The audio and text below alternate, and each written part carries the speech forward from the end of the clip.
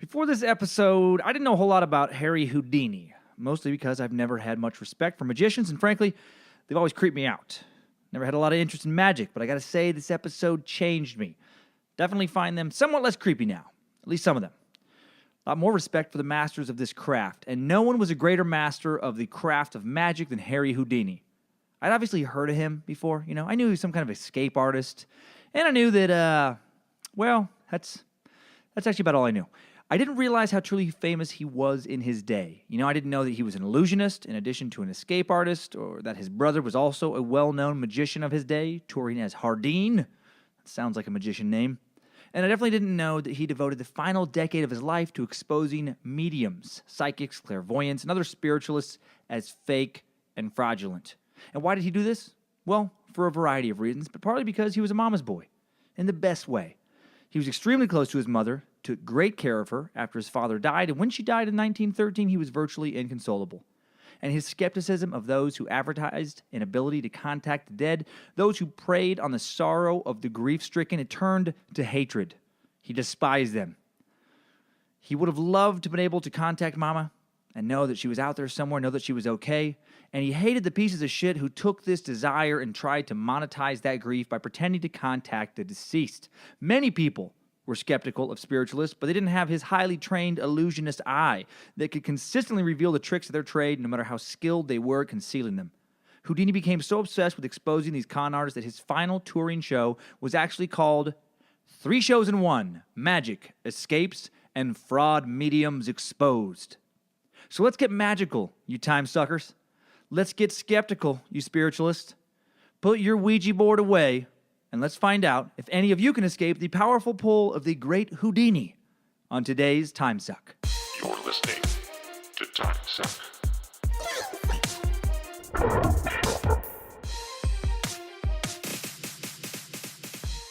Happy Monday, fellow Timesuckers. Time to get sucked. Time to get your suck on. Hope you had a wonderful weekend. I know things are crazy in the world right now, and someday, I'm sure I'll dig into all the divisive events we're currently bearing witness to, but not today, not for a while. No one's ready to understand the other side's arguments, in my opinion.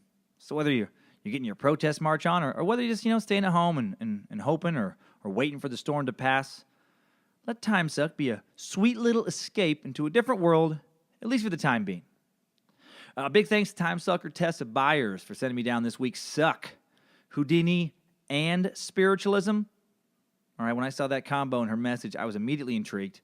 And thanks to everyone else who sent in suggestions this past week. They've all been added to the list I look over before heading down some strange web hole.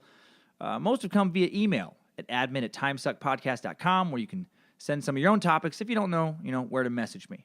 And thanks for all the kind messages, by the way, I received as well, telling me how much you've enjoyed this little creative endeavor we are all adventuring with. You guys are the fucking best. All right, let's get into it. Houdini. The dude who used to sneak out of straitjackets in Shark Tanks or some shit like that a long time ago, right? The object of hero worship of magicians everywhere. Houdini. The guy, Michael Paul Glaser, the original Starsky of Starsky and Hutch, played in the 1976 ABC made-for-TV movie that no one watched called The Great Houdinis. Houdini. The guy, young Will Wheaton, of later Star Trek fame, played in a 1987 ABC made-for-TV movie called Young Harry Houdini that no one watched. After Will starred in one of the best movies of the 80s, Stephen King's 1986 coming-of-age tale, Stand By Me. ABC loved making shitty movies about Houdini. Houdini! The man Jonathan Sheck. Jimmy, from That Thing You Do, portrayed in the 1998 TNT made-for-TV movie called Houdini that no one reviewed, and only 21% of audience members barely liked on Rotten Tomatoes. Houdini. The man Adrian Brody portrayed in the 2014 History Channel miniseries you probably never realized was ever made, called, you guessed it, Houdini. Variety magazine said of the miniseries, long before the credits roll, it's hard not to wish Houdini would simply disappear. That's not exactly a glowing review.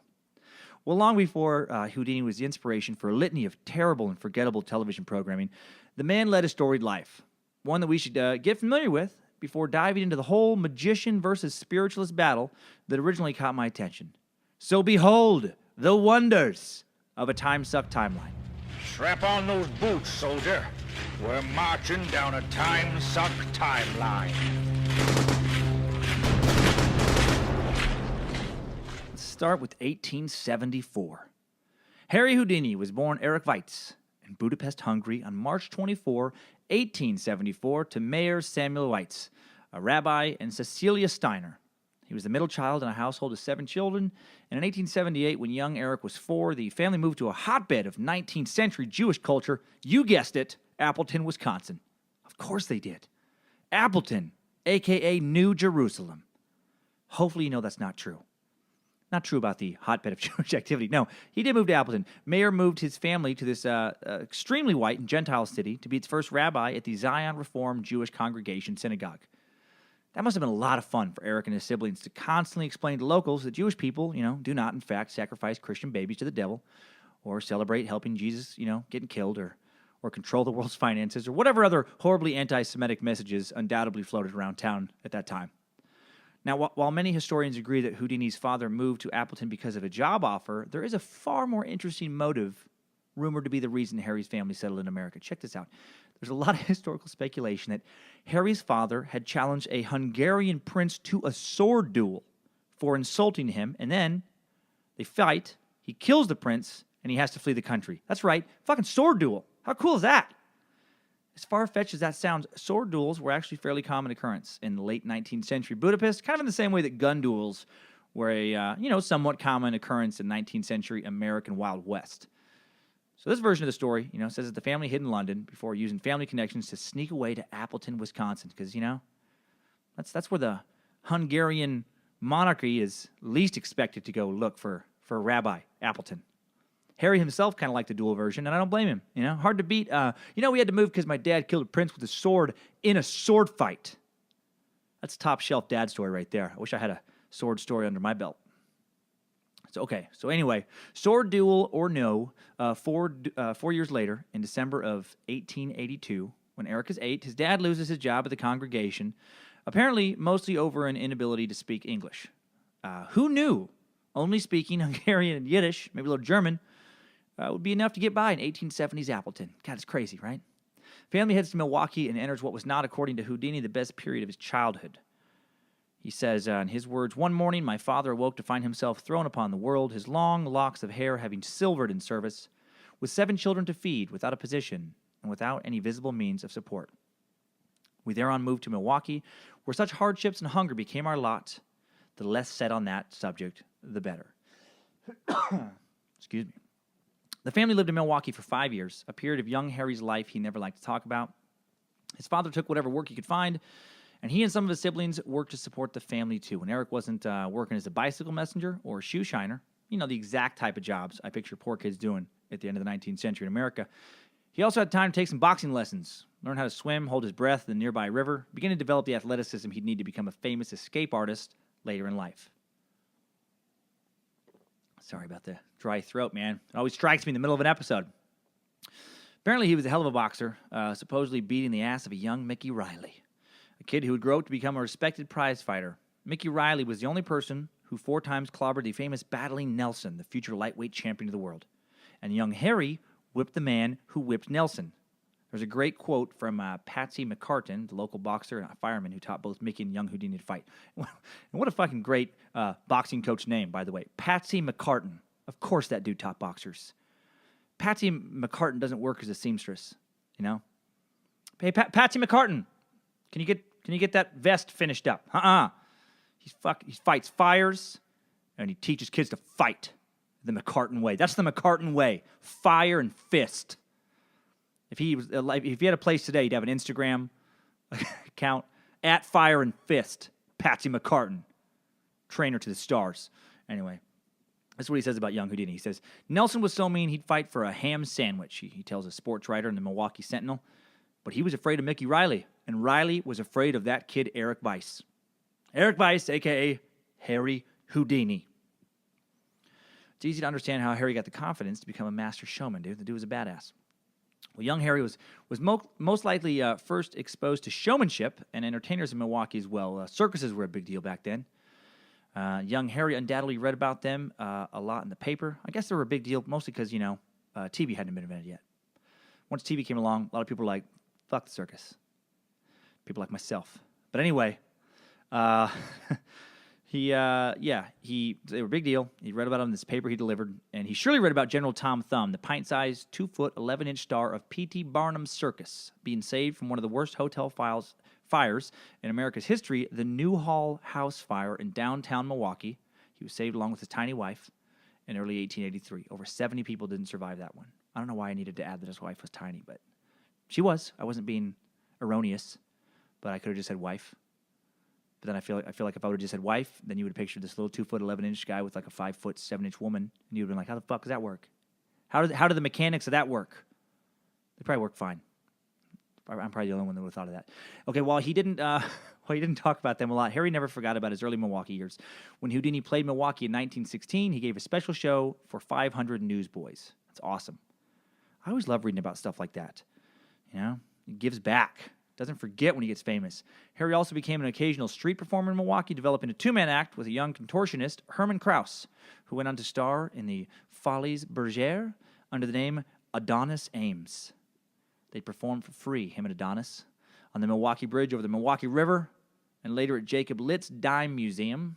At age 9, in 1883, Eric and some neighborhood friends established a 5-tent circus as well. Wearing red woolen stockings, he billed himself as Eric, the Prince of the Air. Yeah, he actually tried out some trapeze stuff at that time, man. So, he had big dreams as a kid. He had big dreams.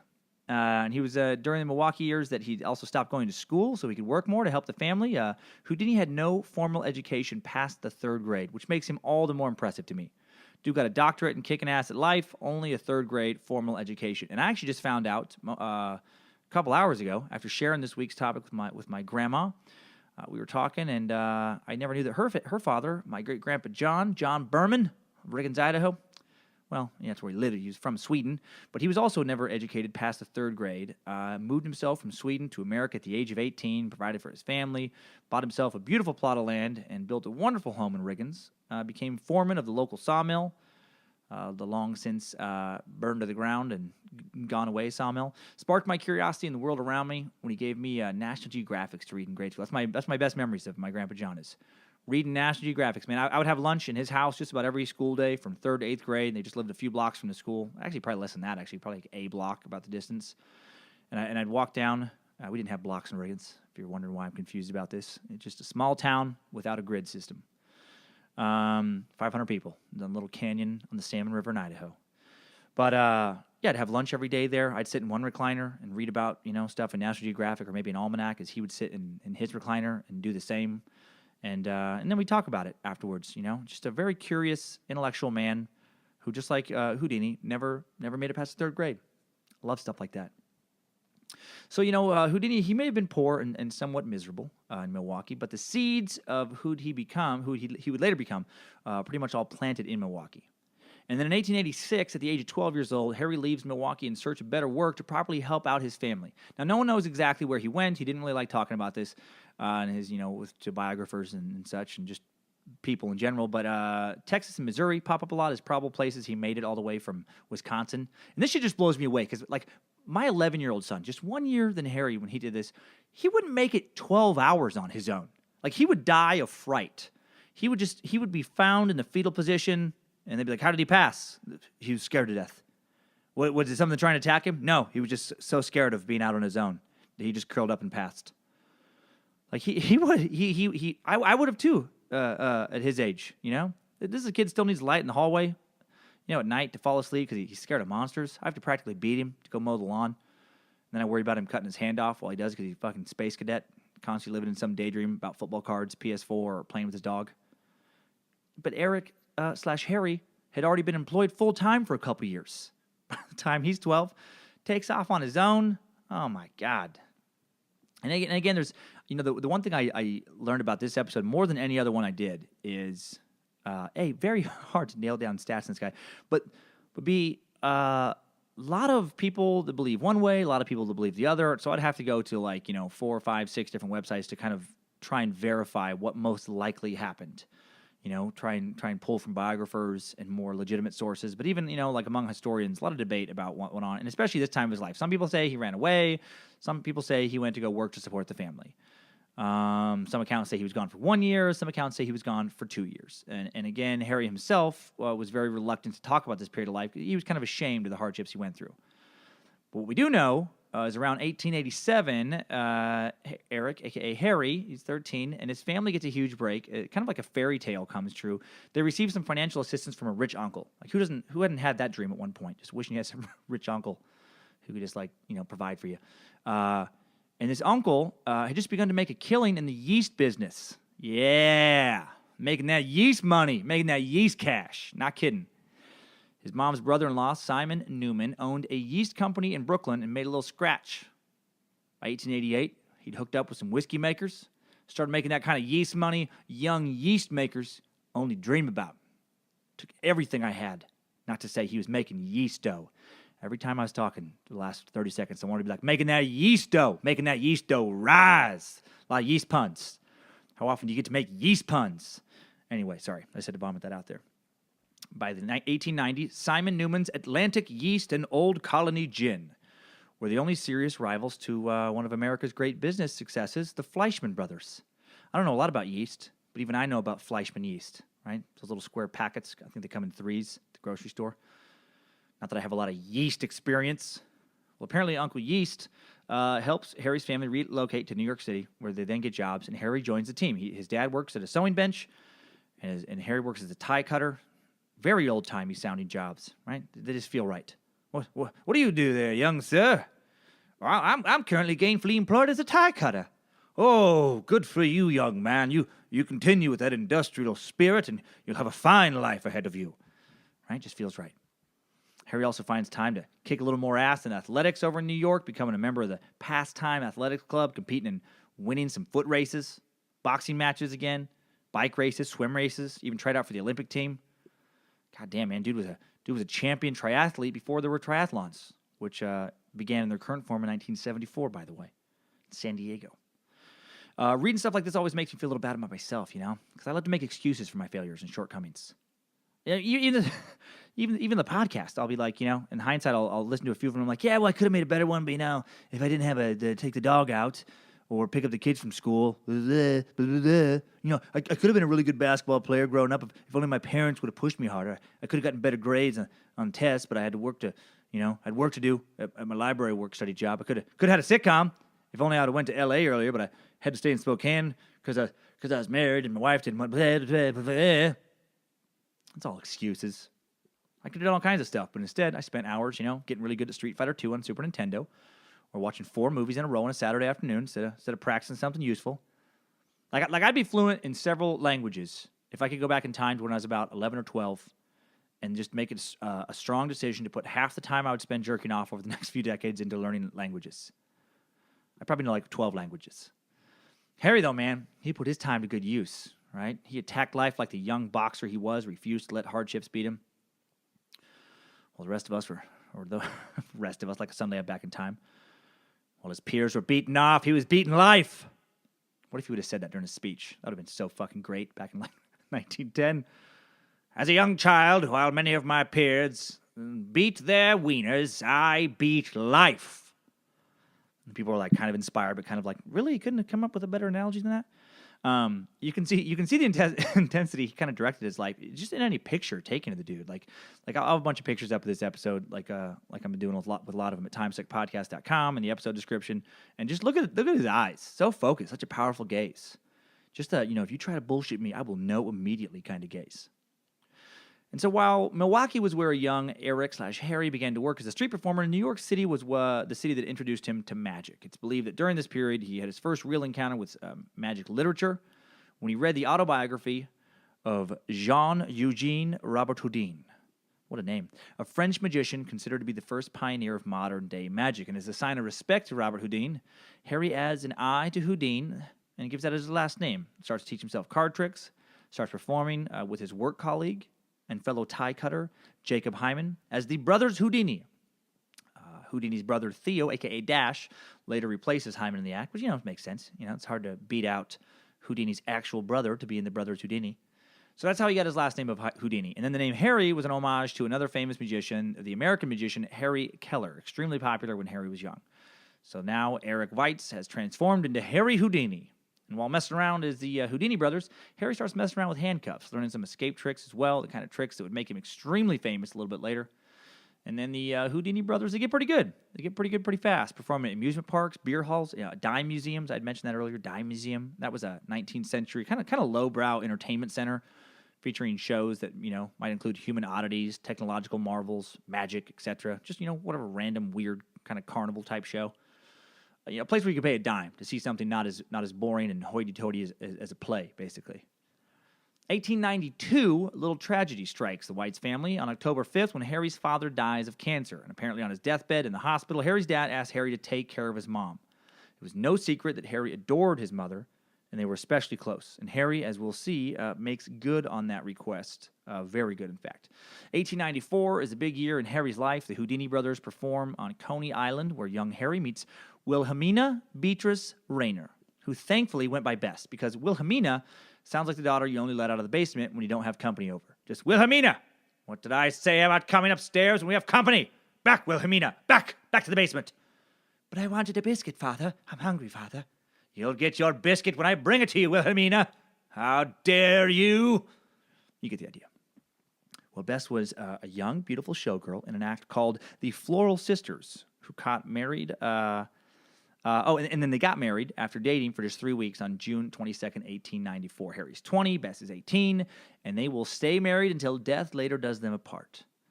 So things were great for the young couple. I mean, mostly. Apparently, Bess's mother was not happy that her Catholic daughter married a Jewish magician, and actually didn't talk to the couple for several years. She was legitimately concerned that Harry was the devil, apparently. He was a magician, so there's strike one, and he was Jewish, so in the 1890s, there were 2 other strikes. Oh, superstitious people. Always cracked me up. Think about how stupid this lady was. In a common type of stupidity for that day. For years, she didn't talk to her own daughter because her daughter didn't marry another Catholic as she had wanted. She was so worried that her daughter was shacking up with an evil entity from the underground lake of fire. For fuck's sake. What an insane waste of energy, right? Makes as much sense as losing sleep because you're worried about your daughter dating a vampire or a werewolf. Nonsense. Okay, so later in 1894, Bess replaces Harry's brother Dash in the family show now called the Houdinis. So it goes from the brothers Houdini to the Houdinis. And Bess will work as Harry's stage assistant and just kind of overall helper and supporter for the rest of his life. And for the next 5 years, the couple who will never have kids, speculation is that Bess was not able to become pregnant due to some type of medical condition. They traveled around the country working odd venues, dime museums, beer halls, etc. Occasionally tour with the Welsh Brothers Circus, where they sang and danced and performed a trick called the Metamorphosis, in which they switched places in a locked trunk. Harry's first big stage illusion. Well, during this time, Houdini just kind of works on the fundamentals of his craft. He works on his voice and showmanship, always honing every angle of his career, leaving nothing to chance. And most important to his later career, he continues to work on handcuff escapes, becoming quite the expert in that niche. And then in 1899, his hard work pays off. Harry gets his first big break performing at a beer hall in St. Paul, Minnesota. Vaudeville theater owner, manager, and theatrical booking agent Martin Beck saw Houdini do his handcuff trick and was impressed enough to offer him a gig at a theater instead of a beer hall, which led to a lifetime of bigger and better gigs. Martin Beck, by the way, great agent name. Hi, I'm Martin Beck. I book theaters across the country. That sounds a lot better than something like, hi, I'm Clifford Jenkins. Big-time theater booker. Now, Clifford makes you a little skeptical. Anyways, Beck telegraphed Houdini when he got to his next stop in Chicago. He said in the telegraph, "You can open Omaha March 26th, $60. We'll see act, probably make you proposition for all next season." Well, according to Houdini's wife, Bess, this represented Houdini's big break in his professional career as a performing magician. As Houdini wrote at the bottom of the telegram, which he had carefully preserved and kept his entire life, "This wire changed my whole life's journey." Beck also encouraged Harry to focus on escape acts, which led him to becoming the escape artist legend we know of today. So 1900, Europe and increasing fame. By 1900, Beck had connected Houdini to booking agent in Europe, where he was billed as the Handcuff King. And after escaping from some Scotland Yard's handcuffs in London and receiving huge publicity in the papers there for doing so, Harry lands a 6-month run at the Alhambra Theater in Leicester Square, making $300 a week, which today equates to over $8,000 a week. That's over $200,000 for a 6-month run. Not bad for a 26-year-old guy with a third-grade education.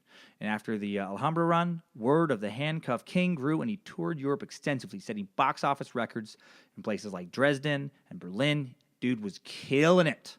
Audiences packing theaters to see what new trick he was performing. And handcuff escapes, those were his first big hits. Like early on, he'd escape because of a key somewhere in his clothing. Houdini even invented a belt made out of flexible steel with special compartments that he used to store tools he would need to escape. But other magicians were doing similar tricks, but where Houdini stood out from the pack was, with the ease and speed in which he escaped.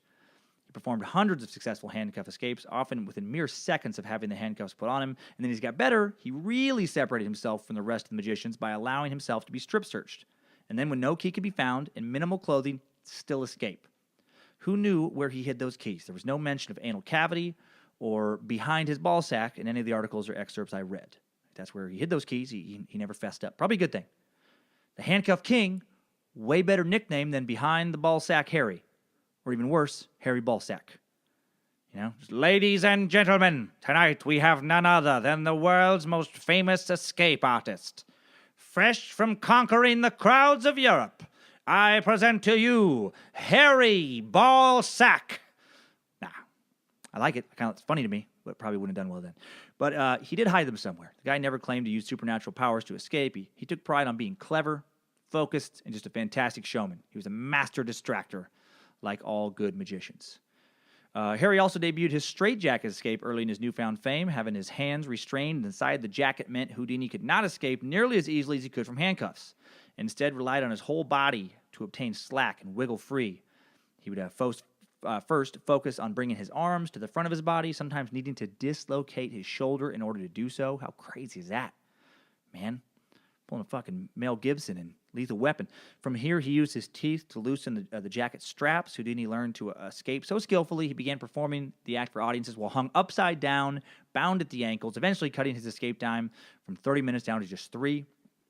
To further increase publicity, he began to jump into rivers and stuff while handcuffed and chained in the cities he was going to do theater shows in. Allowing the suspense to build, Houdini would often remain underwater long after observers believed he could no longer survive, only to rise up, waving the chains above his head. So 1904, as Houdini's fame grew, he didn't forget his family. He brought his brother Dash, known now as the magician and escape artist Houdini, to Europe, bankrolled his brother's career. They kind of would play on that later and act like Houdini was competing against his brother, but unbeknownst to the audience, they were great friends, and Houdini was actually helping financially his brother whenever he needed it. He then returns to America, do sold-out theaters. Then he buys his mom a house in 1984, and he's been taking great care of his mom. Been paying for her life, ever since he started making any money as a magician. He buys her a house in the German section of Harlem so she can live around other people who didn't speak English. Buys one for like $25,000, which was big money at that time. How adorable is that? 1906, the dude was a master of publicity as well as escapes, and he started doing bigger and bolder tricks out in public to advertise his skills and shows, capturing the imagination of people around the world. Like on New Year's Day in 1906, the infamous Houdini broke out of what was said to be the strongest and toughest jail in Washington, D.C. The 10th precinct boasted, quote, cells of the most modern and approved pattern. The doors of these cells are steel barred and have the most intricate combination locks. I feel like everybody talked that way back then. While in town to perform at Chase's Theater, Houdini publicized his craving to show off his escape skills. Upon hearing this, Police Chief Major Richard Sylvester excitedly invited Houdini to visit the 10th precinct. The only demand from Houdini was one he requested every place he went, that he was allowed to examine the cell and locks prior to being handcuffed. Sylvester agreed at first, but then seconds before locking up his new prisoner, he switched the locks with locks from a different cell. Oh, Sly Dog Sylvester. Sly Dog Sylvester versus Harry Ballsack. What a matchup. Sounds like some bizarro World Wrestling match. Well, Houdini was stripped of his clothes, which were locked in the cell next door, handcuffed by special secret service cuffs, placed in the cell number 3, and locked behind 5 separate locks. 18 minutes later, Houdini presents himself amongst the guards and Major Sylvester, fully clothed and smirking. He then let the chief major know that he had escaped by growing one of his infamous, hard-as-tempered steel erections and using his iron cock to smash the locks and chains to pieces. Okay, maybe that was not in the papers. He didn't do that, but he could have. He could have, because it never said, okay? His secrets were never revealed on some of these things, all right, you guys? Okay, 1908, 2 years later, Houdini debuts his famous milk can escape at the Columbia Theater in St. Louis on January 27th. January 27th, 1908. It's advertised with dramatic posters that proclaim, failure means a drowning death. The milk can stunt was a big turning point for Houdini as a performer. With the milk can, Houdini brought his death-defying feats, which had previously been confined to outdoor events like bridge jumps, into the theater now. In some cities, Houdini accepted challenges to escape from the can after it had been filled with beer, for example, by a local brewery. During one of those challenges, he had his only mishap when he passed out because of the fumes. Beer fumes, man. The one thing that could stop the handcuff king. 1908, he also introduced the weed chain tire grip escape on April 6th in New York City. Check out this description of the event from a flyer advertising, which will also be at timesuckpodcast.com. Although Houdini has earned universal fame as the handcuff king, it may not be out of place to briefly mention that this mysterious man has, during his long career, baffled police authorities and jailers of the civilized world. He has been locked in Siberian prisons, in dungeons, in modern heavily locked and barred cells, strong boxes, and without the assistance of any description, has always escaped imprisonment. Believing that they had formulated a plan that would provide against any possibility of escape, the Weed Chain Tire Grip Company issued a challenge we print herewith. So it goes on to print the challenge letter. Dear Sir, will you accept a challenge under the following conditions? We propose to enmesh you in a number of our weed chain tire grips. These chains have a series of loops on them, and we wish you to put your head through one, your arms and legs through others, and finally lock the different chains about your body. Locks to be furnished by us. We should also suggest that you permit us to further bind you in 2 steel-rimmed automobile wheels. The tires used to be covered with our chains. And it goes on a bit, talking about how impossible it will be to escape from this. There's a few pictures of Houdini covered in all these tire chains, the kind you would use to put on, kind of like tires in icy road conditions. And he's also chained to 2 actual tires. And then it talks about how the challenge was accepted. Describes the first escape attempt. The evening the performance took place found the theater packed to the doors with standing room at a premium. When Houdini came on the stage and was met by a committee representing the Weed Chain Tire Grip Company, God damn, it's a long name, who proceeded to enmesh him in 6 weed chains, which were wrapped about and over his head, arms, and body. The 2 heavy steel-rimmed automobile wheels were added. I love when they say automobile. His arms handcuffed on each side to the wheels and chains, and a pair of leg irons placed around his ankles, all securely padlocked, with 24 Yale and Town locks furnished by the committee. The combined weight of chains, wheel, irons, and padlocks was over 400 pounds. It took Houdini from 11 o'clock to 11:30 to release himself, and when he finally escaped and appeared before the audience to answer their cheers, he could not speak or even publicly acknowledge the magnificent floor piece presented to him by his challengers. What a showman this son of a bitch was, man. All choked up by the triumph of his victory. He just couldn't even talk, you guys. Oh, man. I love this guy. I watched some videos with archival footage of him and some of his escapes, and he always made such a show out of it, man. Really dramatic, but like the perfect tone for those kind of escapes. He wasn't just some dude who was good at getting out of a tight spot. The escape itself really isn't that interesting to watch sometimes, and it just happens kind of fast. Like it'll be like a dude wiggling around for a while until he pops out of a straitjacket or pops loose from handcuffs.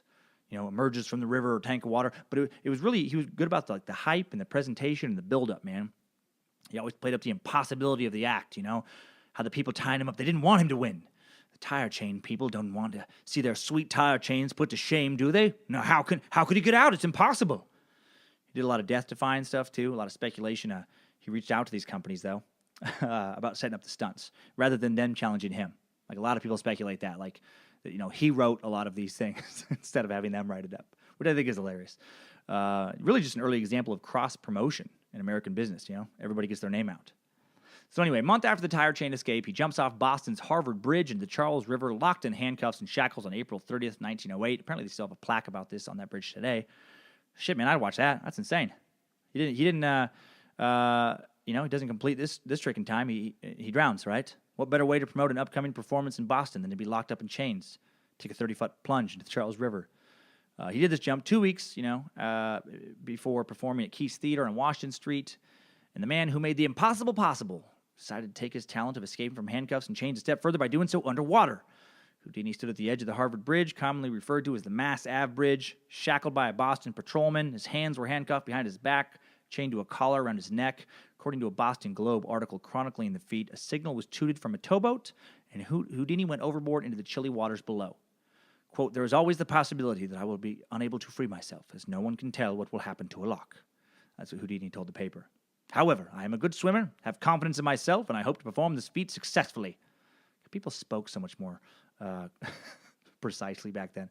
The Globe estimated some 20,000 spectators gathered to see Houdini's leap, including the mayor of Boston and the mayor of Cambridge. They waited 40 seconds for the magician to resurface, which he did with shackles in his hands.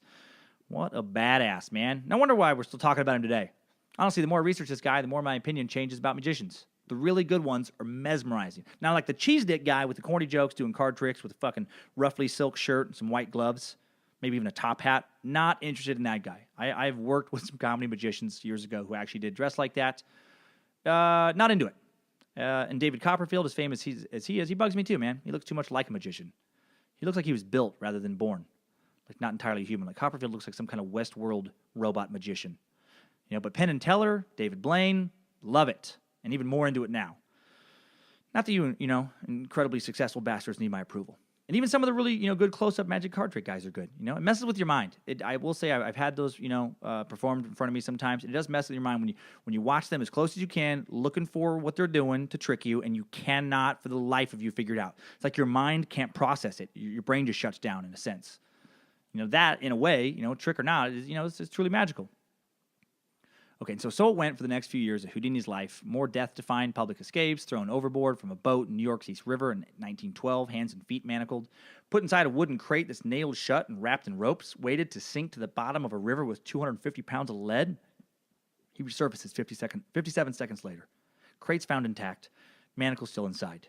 Magic! Ta-da! Several times, I would watch the video of these performances, and he'd escape from the straitjacket while suspended upside down, hanging from a hook on a crane. Several stories above a large crowd that had gathered in the street below to watch him. Like he's really kind of up in the ante, He's doing more intense things. He'd get a ton of publicity from a stunt like that, and then he'd sell a ton more theater tickets, and people would watch him get tied up, lowered into a vat of water, milk or beer or whatever, while manacled or put in a straitjacket, and he'd get out of that. And his main theatrical version of this type of stunt was called the Chinese water torture cell. In this escape, Houdini's feet were locked in stocks. He was lowered upside down into a tank filled with water. The mahogany and metal cell featured a glass front through which audiences could actually watch Houdini struggle underwater. The stocks were locked, or under milk, or whatever the fuck he was swirling in.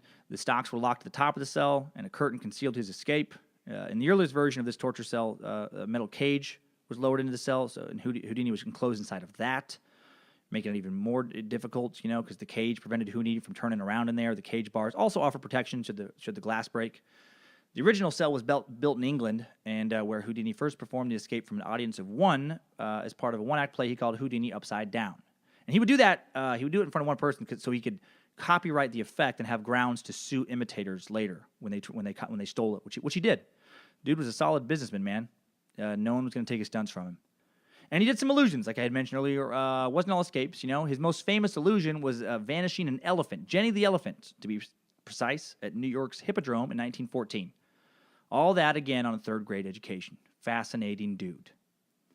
All right, well, on July 17, 1913, a little tragedy strikes in Houdini's fantasy of an adult life. His mom, who I've said he was extremely close to, Cecilia Steiner Weiss, suffers a massive stroke and dies instantly in New York while Houdini is touring in Denmark.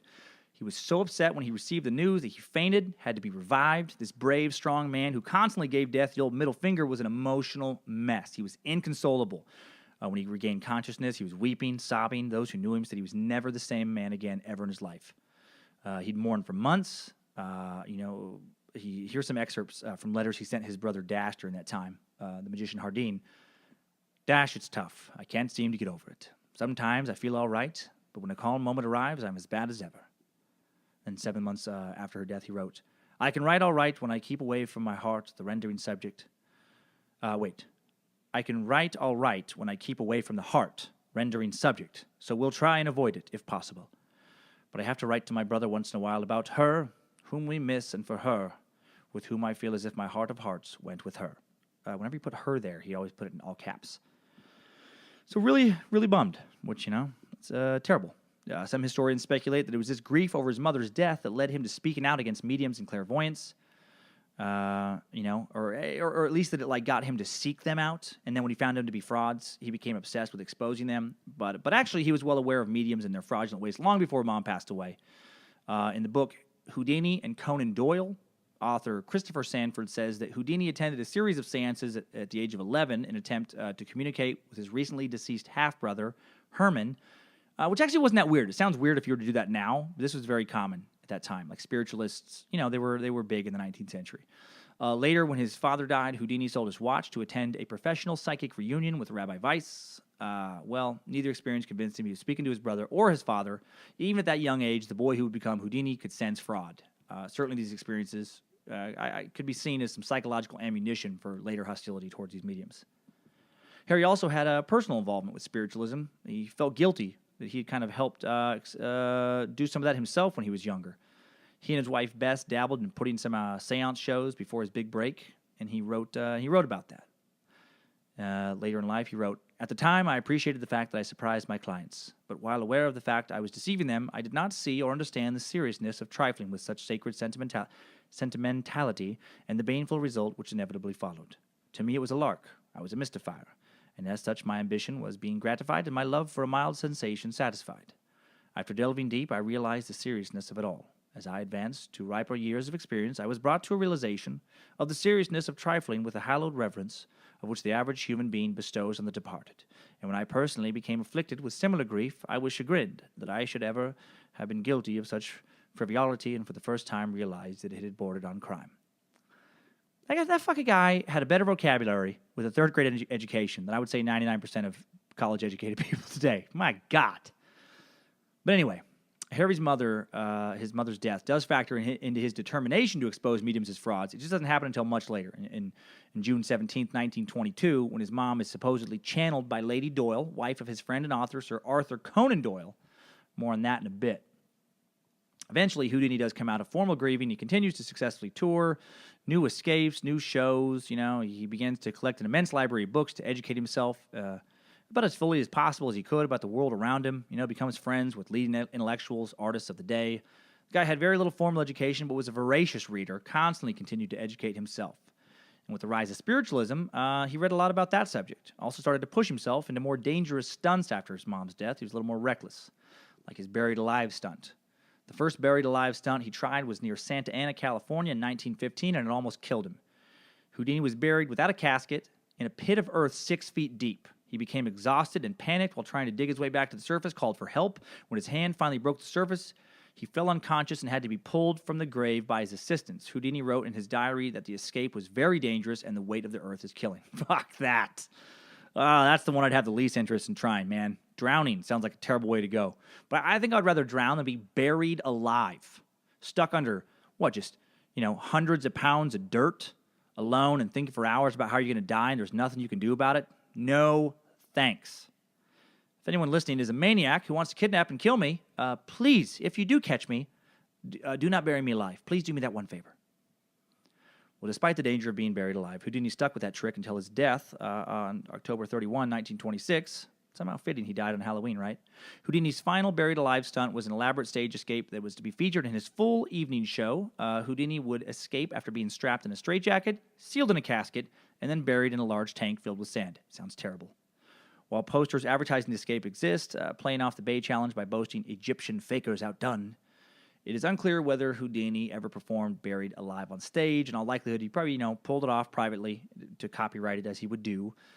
And then the stunt was to be featured in the 1927 season, but, he dies in 1926. The bronze casket Houdini created for the buried alive stunt was used to transport his body from Detroit to New York following his death on Halloween. So he's practicing it. And then there's his death. Let's get into that. Despite all his death-defying stunts, Houdini didn't die attempting one, like some people believe. He did have an interesting, unusual death, though. When Houdini was getting ready for a show on October 22nd, 1926 in Montreal, Canada, a couple students from local McGill University visited him in his dressing room. Apparently, Houdini had delivered a lecture at McGill University a few days prior, about exposing fraudulent spiritualists and mediums. And afterwards, he stayed around to chat with various faculty members and some students. And one of these students was named Samuel J. Smilovich. And that student approached Houdini with a sketch he'd made of the escape artist. Houdini was impressed enough with the drawing to invite the young man to come backstage after one of his shows and just to do a full portrait. Well, Smilovich took Houdini up on the offer, bringing along his friend Jack Price to meet the magician in the lobby of the Princess Theater the morning of Friday, October 22nd. They followed Houdini to his dressing room, and a few minutes later, another McGill student named Jocelyn Gordon Whitehead knocks on the door. What then occurred was later described by Jack Price and included in a book by Sir Arthur Conan Doyle. Houdini was facing us and lying down on a couch, at the time reading some mail, his right side nearest us. The first-year student, Whitehead, engaged Houdini more or less continually, whilst my friend Mr. Smilovich continued to sketch Houdini. The student was the first to raise the question of Houdini's strength. My friend and I were not so much interested in his strength as we were in his mental acuteness, his skills, his beliefs, and his personal experiences. Houdini stated that he had extraordinary muscles in his forearms, in his shoulders, and in his back, and he asked all of us present to feel them, which we did. man, this guy was super talented, but also super into himself. I mean, I get being proud of your body, but I've never understood the whole, like, hey, man, hey, bro, come feel my muscles. I didn't realize Harry could be so bro-y, man. Hey, bro, come check out this bicep. It's pretty nice, huh? So big and so tight. Now feel my traps. Put your hands on my traps. Huh? How about those quadriceps? You rub my quadriceps, man. Rub them. Feel them. Feel the separation on those heads, man. All four of them. I'm 52 years old, bro. I'm 50 years old. I'm fucking yoked. I don't know. Comes across a little homoerotic, a little bit midlife crisis-y to me. Anyway, maybe it's normal at the time. Back to Sir Arthur Conan Doyle's written account. The first year McGill student asked Houdini whether it was true that punches in the stomach did not hurt him. Houdini remarked rather unenthusiastically that his stomach could resist much, though he did not speak of it in superlative terms. Thereupon he gave Houdini some very hammer-like blows below the belt, first securing Houdini's permission to strike him. Houdini was reclining at the time with his right side nearest Whitehead, and the said student was more or less bending over him. These blows fell in the part of the stomach to the right of the navel, and was struck on the side nearest to us, which was in fact Houdini's right side. I do not remember exactly how many blows were struck. I am certain, however, of at least 4 very hard and severe body blows, because at the end of the second or third blow, I verbally protested against this sudden onslaught on the part of this first-year student, using the words, quote, "Hey there, you must be crazy, what are you doing?" or words to that effect. But Whitehead continued striking Houdini with all his strength. Houdini stopped suddenly in the midst of a punch with a gesture that he'd had enough. At the time Whitehead was striking Houdini, the latter looked as though he was in extreme pain and winced as each blow was struck. Houdini immediately after stated that he had no opportunity to prepare himself against the blows, as he did not think that Whitehead would strike him as suddenly as he did and with such force, but that he would have been in better position to prepare for the blows if he had risen from his couch for this purpose, but the injury to his foot prevented him from getting about rapidly. Now, some people disputed Harry would ever ask somebody to punch him when this story got out, but friends of Houdini had heard him brag about his fitness. You see, picture this dude at 50, he was yoked, very muscular physique for a man in the 1920s. His escape attempts relied partly on that physical fitness. Remember, like for the straitjacket, he had to pump himself up to then have his muscles go slack to have room to escape, some wiggle room. An artist friend of Harry's, Al Hirschfeld, who had a great career doing caricatures and paintings of celebrities that graced the covers of the New Yorker, New York Times, Life magazine, etc., did say that Harry would sometimes ask him to hit him in the stomach. Al would say he could swell his stomach and shrink it and withstand blows. He would say to me hit me as hard as you can. And I'd say, well, I don't want to. And he'd say, no, do it. And I would hit him I would hurt my hand. Before I'd hurt him. So he's really into fucking showing off his muscles. So some historians, again, say he challenged audience members at his shows to punch him in the stomach to prove that he could withstand any blow. Some say he didn't do this. I'm going to go with sometimes he did. I think that was part of his thing. Even my daughter, Monroe, who bought me some who I'd bought in some, my daughter's buying me Houdini stuff, who I'd bought some kind of Houdini magic kit, she knew about his stomach. She literally said when I told her I was researching Houdini, he was the guy who could take a punch to the stomach, right? So I think, it might not have been his part of the posters, but occasionally he would encourage people to do this. And I only make a big point of that because there was all this speculation after he died that he was poisoned by spiritualists, or that this guy was just some maniac to bring this up, and he was like some assassin hired by spiritualists. But no, he was just a fucking nut who had heard this about Harry. And what a dick, because apparently, Harry told this kid that he could indeed withstand the blow. But then, before Harry could, fucking stand up and brace himself, the shithead hits him 4 times. Sounds like, just above his junk, lower stomach. Now, look, I don't know a lot about fighting, but I've taken some martial arts classes off and on over the course of my life. And I've been used as a prop by instructors to demonstrate how to absorb a punch or a kick. And I've been kicked in the stomach by a grown man hard enough to just kind of send me flying back 4 or 5 feet across the room with no pad, just straight kick to the stomach. And I took it, and I was fine because I was ready for it. I braced for it. I exhaled. Let the blow push my body instead of resisting it. I went with the direction of the blow. Wasn't that big of a deal. But I've also had my 11-year-old son, when I wasn't ready for it, fucking hit me in the stomach on the couch, and not fun. Way more painful and very upsetting. Was not happy with him when he did that. Fucking hurts. Huge difference. Preparation is everything. I will say there was some part of the blame, though, on Harry, though, too. He seemed a little too eager to impress these kids, you know? I don't know. Also, Jocelyn Whitehead seems like a huge douche. Really just, maybe he was douchey because his name was Jocelyn. Isn't that a fucking girl's name? I don't know. Well, anyway, Houdini apparently performs through a lot of pain that night in Montreal, and the next several nights he's having trouble sleeping. His stomach hurts so much. And we find out later his stomach hurt because, unbeknownst to him, his appendix had ruptured. When he finally sees a doctor in Detroit, a couple days later, he's found to have a fever of 102 degrees and acute appendicitis. He was advised to go to the hospital for immediate surgery, but he decides to complete his show as planned. By the time he arrives on stage, his fever is 104. He's tired and in pain. His assistants often had to step in and offer help. Audience members reported that Harry missed his cues, seemed in a hurry. By the middle of the third act, Houdini asked his assistant to lower the curtain. He could not go on. The curtain closes. Harry collapses and had to be carried to the dressing room. He continues to refuse medical care until the next morning when Bess insists he go to the hospital. He finally relents, has his appendix removed, but it's too fucking late. It had already ruptured. Doctors didn't have any hope for survival. On October 31st, 1926, surrounded by his wife and brother, Harry Houdini dies of the infection caused by appendicitis. Now, Houdini's funeral was held on November 4th, 1926 in New York with more than 2,000 mourners in attendance. He's buried in Queens, in New York at the Machpelah, Machpelah Cemetery with the crest of the Society of American Magicians inscribed on his grave. In fact, the society continues to hold its broken wand ceremony every November at Houdini's graveside. Bess Houdini dies in 1943, not allowed to be buried alongside her husband, as she had requested because she was not of Jewish descent. Some good old silly religious nonsense, all right? Oh, man. Can't let Christina be buried there. No, it's only for Jewish dead. God doesn't want that. Look, you guys. God is super interested in where dead humans are buried. It's very important to him. It's very, very important. He gets fucking pissed if you don't follow his death rites. You would think some omnipotent, omnipresent, all-powerful, miraculous creator of the universe would be above such petty squabbles, but separate cemeteries, you guys. Really important to me. Well, there was a lot of speculation about Harry's death. Like I said, a lot of people believe he was poisoned by spiritualists. He was furious over exposing him. No legitimate historians believe that.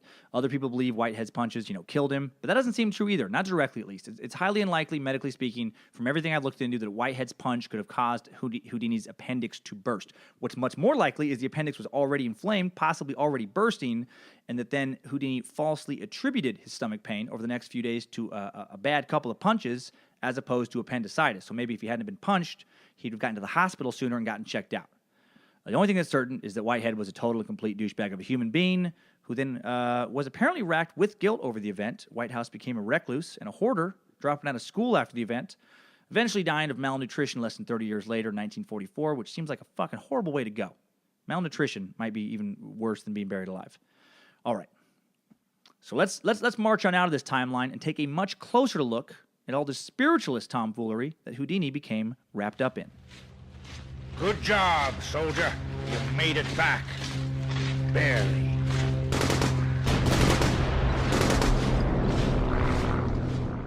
Okay, so let's really dig into this Houdini versus spiritualist now that we know a lot about Houdini.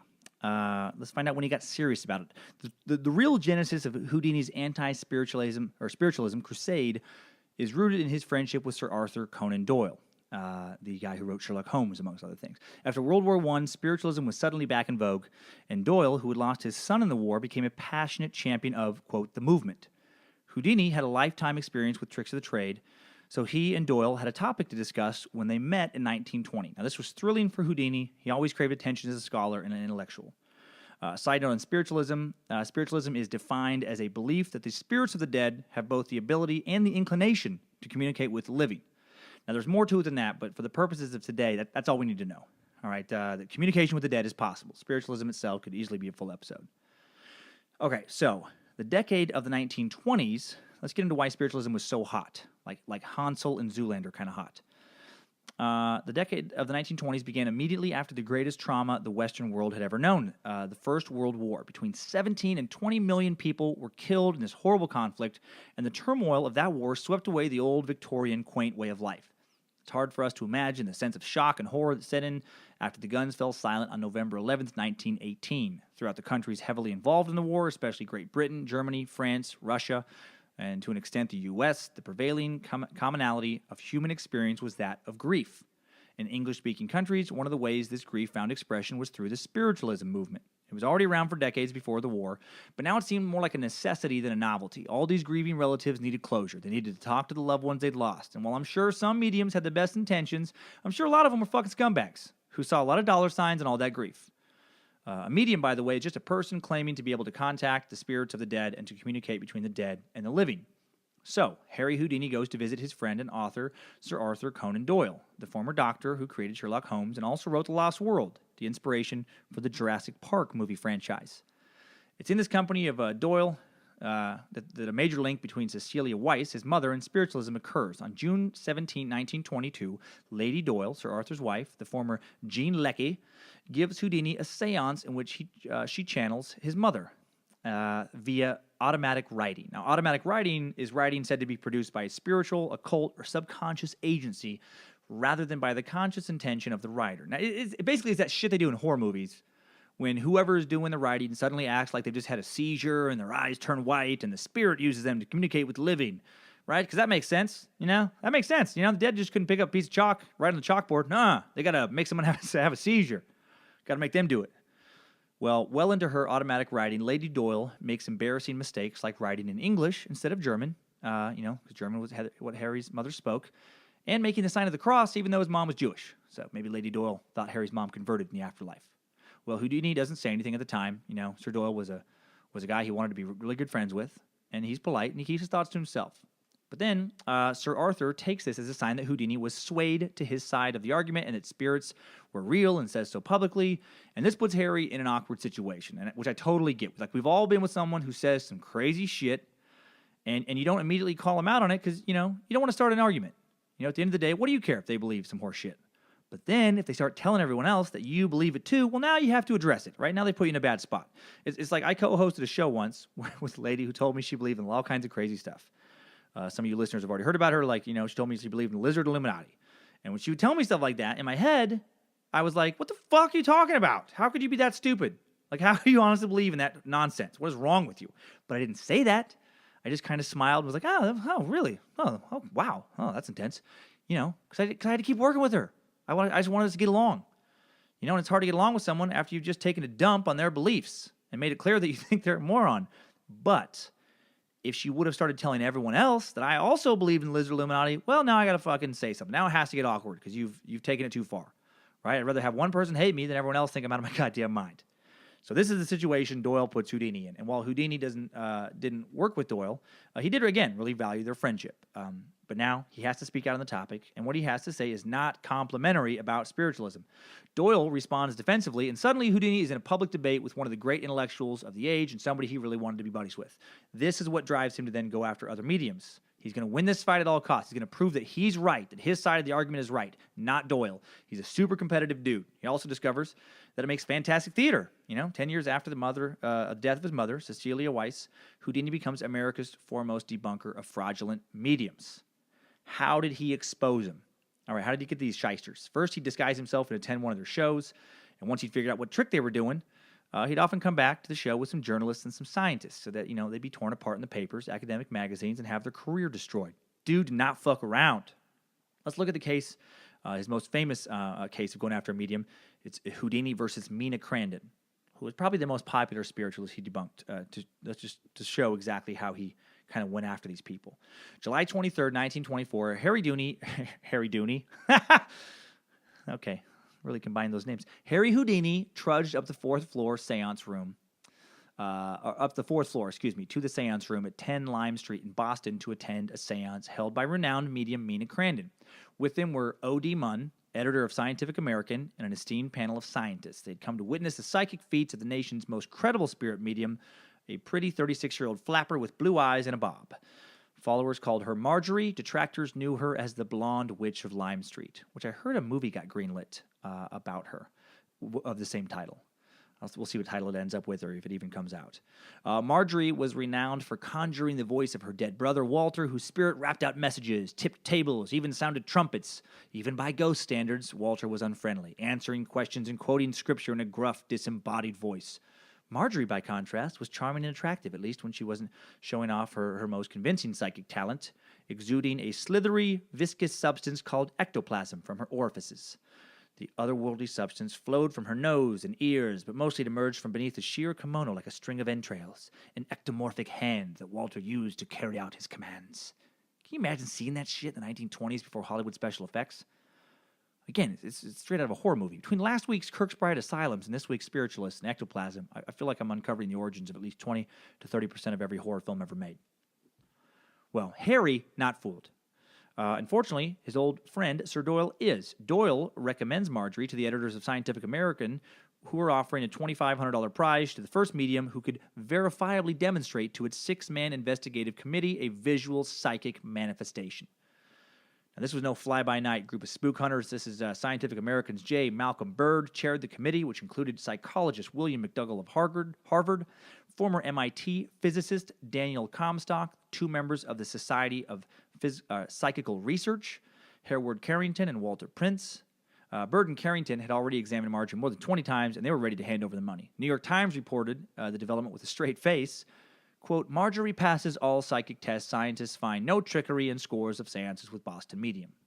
Can you imagine reading that as a headline? Be like, oh, shit. If you're just some random person, like, oh, my God, it's real. They can do it.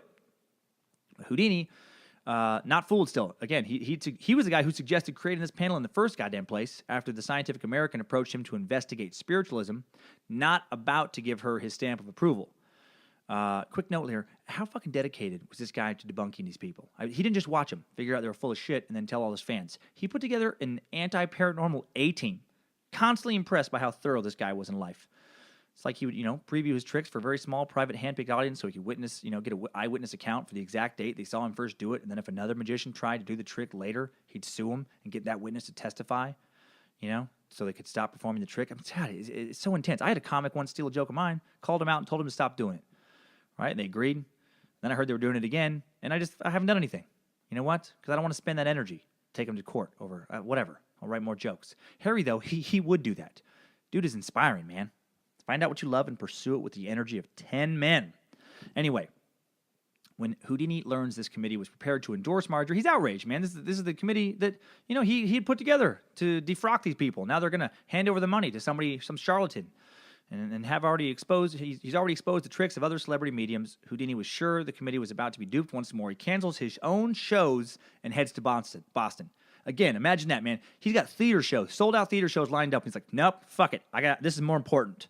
I got to get Marjorie. So the show begins in Boston, and Marjorie greets Harry and his panel of scientists and then takes her seat with a 3-sided Chinese screen, the lights dimmed. Because, you need a Chinese screen to dim light to contact the dead. Everybody knows that. Yeah, you can't just sit in a yard on a sunlit afternoon and talk to the dead. Everybody knows the dead hate picnics. No, the dead like the dark and Chinese screens.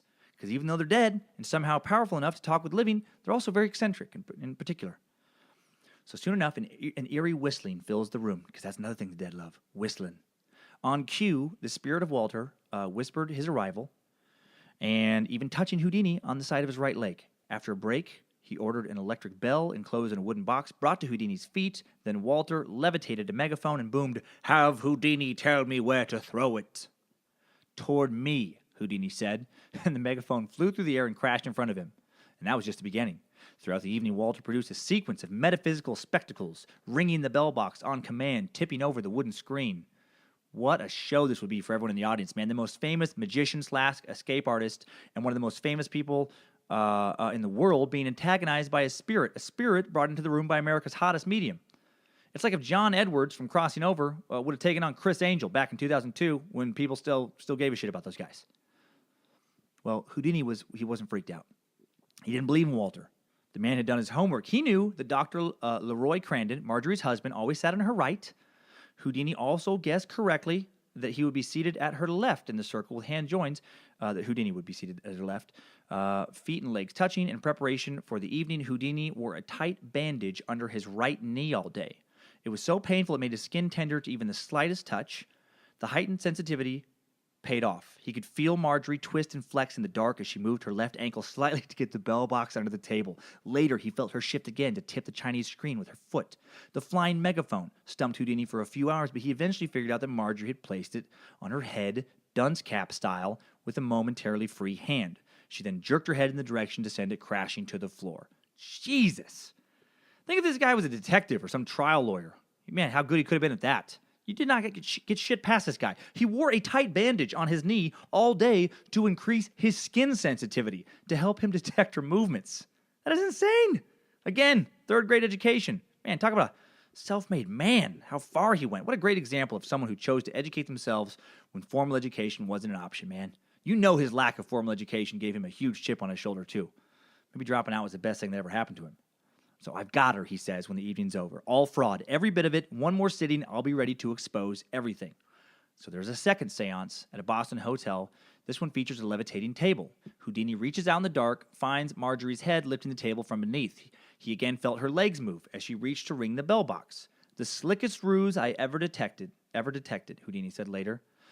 But when he announced his findings to the committee, he was asked to hold off a public denunciation. The committee was conflicted. When it refused to award the prize after several additional seances, the spiritualist became enraged, as did the spirit. "Houdini, you goddamn son of a bitch," Walter roared at a seance. "I put a curse on you that will now follow you every day for the rest of your short life." Bird and Carrington, still firmly under Marjorie's seductive spell, continue to report that she has supernatural powers. In October, Scientific American publishes an article describing the committee as hopelessly divided. Now, this article really pisses Houdini off. In November, he publishes a pamphlet called Houdini Exposes the Tricks Used by the Boston Medium Marjorie, complete with drawings of how she produced her manifestations. He says, quote, "She certainly was clever in her maneuvering to pull the wool over the eyes of the committeemen." He says, admitting the ingenuity of her techniques as he debunked their metaphysical nature. Houdini's pamphlet humiliated Marjorie, but he wasn't done yet. The scourge of spiritualism wanted to make her religion totally disappear. Before long, Houdini was reproducing Marjorie's so-called miracles to get laughter in performances across the nation. Jesus, man. He exposes her, then tours the country, adding to the mockery of her. Just mocks her methods on stage in front of packed houses, laughing their ass off on how dumb she was. I mean, that was hardcore. And since she really was full of shit, she totally deserved it. So Marjorie does not get the Scientific American $2,500 prize, but Houdini's efforts don't slow her down. Dr. Crandon pushes his wife to continue holding seances, inviting all doubters to a room at 10 Lime Street. In 1925, the Harvard faculty formed an investigative team which skeptically witnesses new manifestations of her talents, including a luminous jumping paper donut. One investigator reported that he witnessed Marjorie reaching beneath her dress and pulling out strands of fake ectoplasm, which appeared to be butcher's offal, which is worse than it sounds. It's the internal organs and entrails of dead animals. Who knew ectoplasm was just cow intestine? Meanwhile, Marjorie's supporters go on the offensive, threatening to beat Houdini to a pulp, rooting for his demise. The escape artist continued to defy death in his stage show, locked, bolted, chained, and coffin, submerged in water, whatever. Each time he escapes. But Walter, Marjorie's angry spirit guide, knew better. In August 1926, the month before he dies, the specter proclaims that the end was near. Quote, "Houdini will be gone by Halloween," he says. Well, you know that Houdini did die on Halloween. Marjorie's supporters, no doubt, loved that, offered it as proof of her powers. But really, you make enough proclamations, you're bound to get a few of them right. It's like the Notre Dame method. You say enough crazy shit, some of it's going to end up sounding legit. So Sir Arthur Conan Doyle then lives on for 4 more years, dies a believer. The author's spirit appeared to Marjorie often as she soldiered on through the depths of the Great Depression and her own alcoholism, but Houdini's debunking had taken its toll. By the time she died at her house on Lime Street in 1941, her reputation and the spiritual movement were in tatters. One of Walter's fingerprints turned out to be her dentist's. One of her greatest supporters, Malcolm Bird, finally admits to helping produce Walter's actions at seances. Silly assholes. But the fascination with Marjorie remains somehow, even on her deathbed. A psychic researcher shows up, hoping for a confession, at least a hint how she pulled off her most famous tricks. "Why don't you guess?" she laughed bitterly. It was clear that the blonde witch of Lime Street wasn't done toying with them yet. "You'll all be guessing for the rest of your lives." Well, no, we're not. We're not guessing, Marjorie. You were a scam artist, simple as that. And Marjorie wasn't the only scam artist spiritualist he denounced. He continued to expose others. Joaquin Agamacia, known as the Spaniard with X-ray eyes, claimed to be able to read handwriting or numbers on dice through closed metal boxes. But then in 1924, he was exposed by Houdini as a fraud. Houdini figured out that he just peeked through a simple blindfold and was able to lift up the edge of the box so he could look inside. And he did it without others noticing. He was basically just a magician. 1926, shortly before he dies, Harry Houdini hired H.P. Lovecraft and his friend C.M. Eddy Jr. to write an entire book about debunking spiritualists, which was to be called The Cancer of Superstition. H.P. Lovecraft would go on to gain posthumous fame as an early writer of horror fiction, inspiring later authors such as Stephen King. Houdini had asked Lovecraft to write an article about astrology also, which he paid $75 for. That article did not survive. Lovecraft's detailed synopsis for Cancer does survive, as do 3 chapters of the treatise written by Eddy. Houdini's death did derail the plans, though, as the widow did not wish to pursue the project, so they didn't totally finish it. Craziest of all about this is how he debunked spiritualists after he himself died. This is intense. He gave his wife Bess a code phrase that only she knew, Rosabelle Believe. Rosabelle being the name of their favorite song, she held a seance every year for a decade on the anniversary of his death. No medium was ever able to convey the phrase Rosabelle Believe back to her.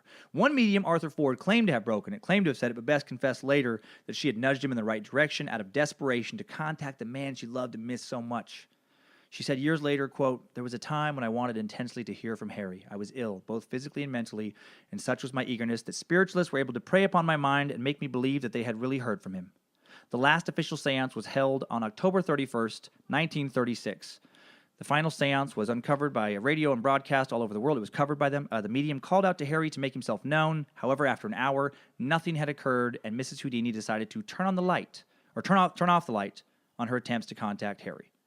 So, man, poor Bess, man. Even though she knew more than almost anyone on earth how full of shit these fake spiritualists were, she was so desperate for contact that she allowed herself to be fooled. And that's how they get you. That's how they get you. These phonies like John Edwards, they prey on your desperation, man. They feed on your sadness. They're parasites. Now, just because I don't believe in mediums, I do want to make it clear that I do believe in the possibility of the afterlife. I also believe in the possibility of nothing after this life. No one knows, because no one has truly been dead and come back.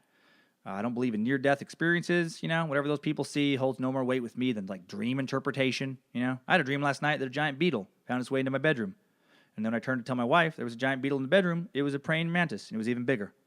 And then while I was wondering how this big praying mantis got into my room and what I should do about it, I woke up. And what does that mean? Fucking nothing. And neither does some white light at the end of a tunnel. Why can't we just live on a form that doesn't connect with this world? Why can't there be some mystery that just isn't known to us? Also, I think being unsure about an afterlife makes me more protective of this life. Cherish every moment you can with your family. Because what if that's all there is? We all have responsibilities, but life isn't going to slow down for you to handle them. Be present for the people you love. Family board game night, watching a movie together on the couch, going camping. Those are my favorite moments. That's my heaven. All right. As deeply as I've dug into Houdini, there was so much more to this life, so much more to this episode. So, it could be a 5-hour episode. I know it's the longest one so far already, but it's almost over. But before we get to top 5 takeaways, let me throw some extra stuff at you that I left out, some weird facts. Weird facts.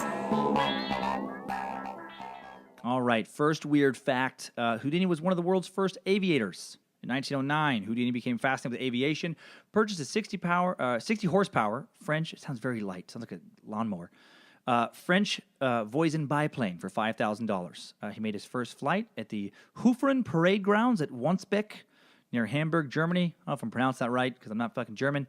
On November 26, 1909, it said Houdini was the 25th person to ever fly a plane. A few months later, seeing a chance to get in the record books, Houdini embarked on an Australian tour with Voisin in tow. Voisin for plane enthusiasts. I may be butchering that. Houdini's first attempts to fly at Digger's Rest near Melbourne were hampered by weather conditions, mechanical problems, and one crash. Worst was the appearance of a rival aviator, Ralph C. Banks, who set up his new Wright Flyer on the same field. But on Friday, March 18, 1910, around 8 o'clock in the morning, the weather clears and Houdini successfully takes flight. Houdini's historic first flight lasted only a minute, reached a height of no more than 25 feet, but it was witnessed by at least 9 people, including Ralph Banks, who probably was not real happy about that. And they all signed a statement, even Ralph. Well, he's a good dude that way. That's one thing I liked about Ralph was, being a good loser. Houdini told a reporter on the ride back to Melbourne that he didn't need to ride anymore, he could fly. He was officially recognized as the first person to ever make a controlled flight in Australia by the Australian Aerial League and presented with an impressive trophy. All right. Next thing was he was an actor and movie producer.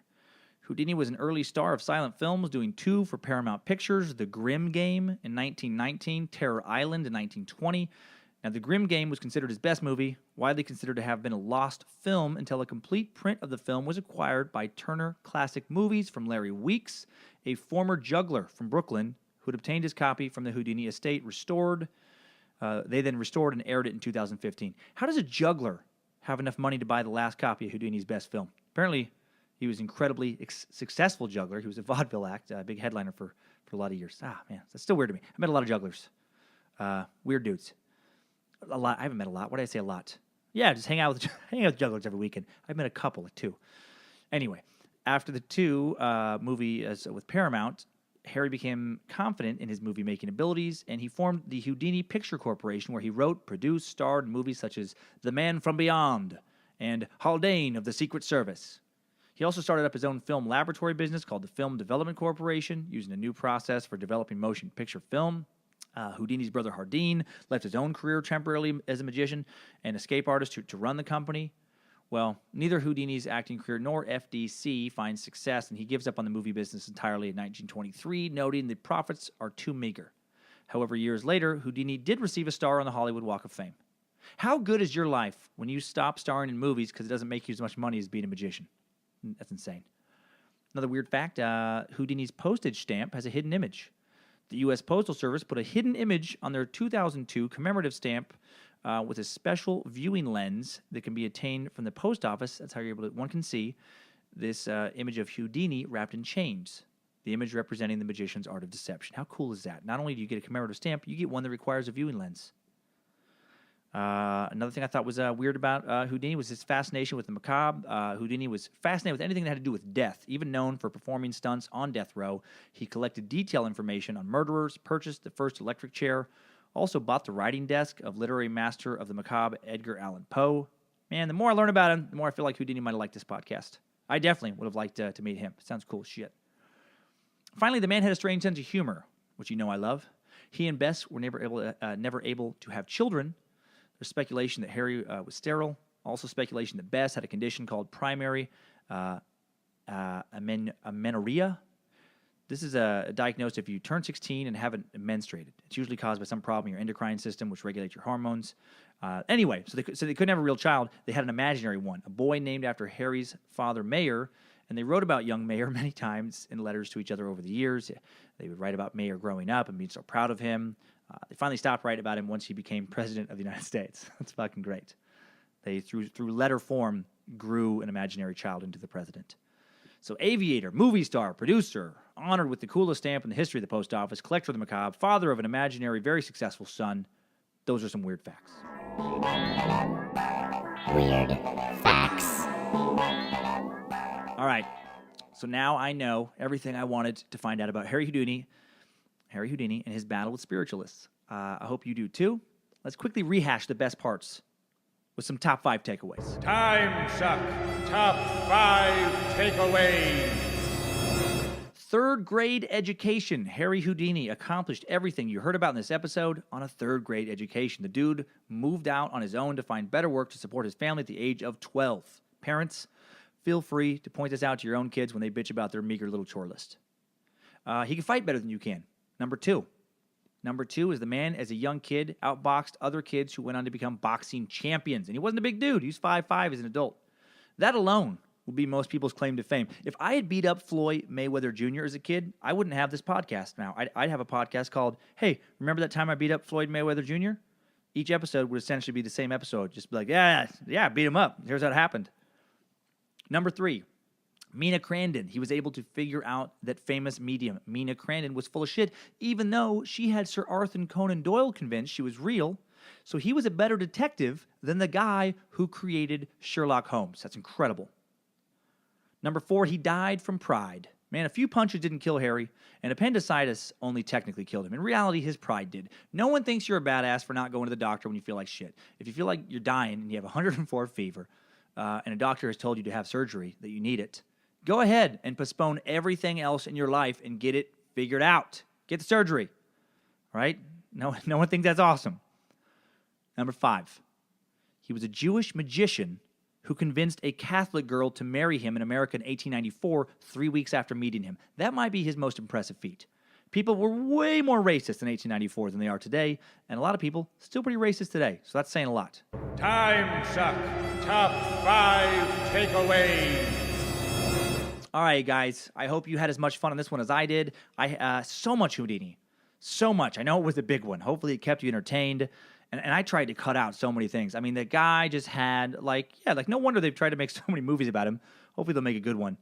Because it's crazy. Like, they've made whole movies about aspects of his life, and now you get it. I mean, there was just so much, So much. So thanks for listening. And before I sign off, a little house cleaning. Had some good corrections and some extra info about previous episodes coming from listeners this past week. First off, I messed up regarding my Tila Tequila grammar correction when I was talking about flat Earth. This is from Haley via admin@timesuckpodcast.com. She says, "Trust me, I'm not agreeing with stupid, dumb fuck Tila Tequila here, but on your flat Earth theory episode, you corrected her tweet grammar, but you corrected it incorrectly. I believe you quoted her tweet as, quote, nobody's been able to prove to me that the Earth is round. All she forgot was the apostrophe. Nobody's, as Nobody apostrophe S, meaning nobody has, been able to prove blah, blah, blah. You corrected it as nobody's, Nobodies, which is a different word entirely. Nobody's would be like, oh, guys are a bunch of nobodies. Any crap, that's my rant. Grammar is kind of a huge deal to me. Love the show. Looking forward to the next episode, Haley. I did fuck up. I think sometimes I get in a hurry, and sometimes I'm an idiot. But yes, I do know that nobody's is multiple nobodies, and that nobody's with, the possessive apostrophe is, belonging to one nobody. But I am glad you pointed that out, because that is, and how ironic that I would do that while I'm correcting someone else's grammar. What a fucking hypocrite I can be. But I know that's not what you're even calling me. But thank you. I really do appreciate when you guys point stuff out, because this is about learning. This is about learning fun stuff in a fun way, and I need to learn too my mistakes. Also regarding the Flat Earth episode, this is from Kevin via the Timesuck message boards. Just a quick snippet from the FlatEarthSociety.org. The Flat Earth Society, along with previous notable flattists such as Samuel Shenton and S. Robotham, believe that there is no end to the Earth and it continues indefinitely. The only edge to the Earth is the one you are standing on. So some math describing this can be found in our blog article, The Mathematics of an Infinite Earth. So he says it's either a giant ice wall protected by NASA or the Earth actually never ends. Also, I tried to look at their theory of infinite Earth math, but their website was hacked. Of course it was.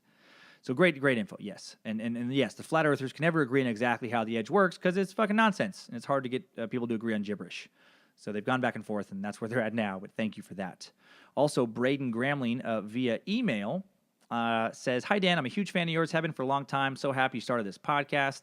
I listened to your recent podcast about the Flat Earth Nutters, Society, whatever. I noticed the numbers you have towards the end didn't seem right, which I did say. I did say, I don't know, I'm kind of guessing. So I decided to do a little math on your behalf. Thank you. Thank you very much. He says, Braden says, you suggested the circumference of their version of the Earth may be close to 35,000 miles, but if you envision the Earth being pressed from the top into a disk, which is correct, that's what I did, it is safe to assume the radius of the new disk is half the current circumference, which is 24,901. The circumference equation is C equals pi d, d being 2r, so C equals pi 24 times 24,901. Do that equation, and the new circumference is 78,228 miles. So I'm gonna take your word for it, because I am not that good at math. Not like that. Over double the original. That's hilarious. So that would mean, and he says, and would lead you to believe it would cost more than double your original estimate. Thus, their theory is that much more batshit insane. Sure is, Braden. They're gonna need double. They're gonna need to double up on those NASA fucking ICE security guards. Who knew? Well, thank you guys for that. Thanks for pointing out some stuff. And again, thank you everybody for listening. And I would say thanks for the kind messages sent to admin@timesuckpodcast.com. Thanks for all the nice comments left on the comment board, timesuckpodcast.com. Good messages on social media, too. And if you want to see next week's episode, if you want to know what it's going to be about, before Monday, follow me on Instagram or Facebook. It's Dan Cummins Comedy is my handle on both, @Dan Cummins Comedy. I'm going to start posting what the episode is going to be about a few days before it comes out. And if you want each episode the second it comes out on Mondays at noon, be sure to subscribe. Subscribe on iTunes, the Apple Podcast app, subscribe there, subscribe on Stitcher, Google Play, wherever you do it. If you don't subscribe, sometimes it takes a while for the new episodes to show up on these sites. I don't know why. There's no way I can fix that. It's something on their end. It definitely happens on iTunes. Might take a little while for the new episode to pop up. So subscribe, and it's in your player right away. I make a real effort to have it come out exactly at noon on every Monday Pacific time. And thanks for all the iTunes ratings, everybody. You guys did the fucking best, kindest comments. 190 reviews as I record this, so only 10 away from 200 in that bonus Alien Extravaganza episode. So if there are 200 or more this week before Friday, you get the bonus episode. If not, it's going to come out the week we do hit 200. And again, go to Instagram or Facebook, Dan Cummins Comedy, and I'll be able to post that in advance as well. And finally, if you want to see me live, I'll be in downtown Chicago. I think I said finally before. This is the real finally. I'll be in downtown Chicago this weekend at Zany's, Dallas, Tacoma, Raleigh, San Francisco. So much more coming up.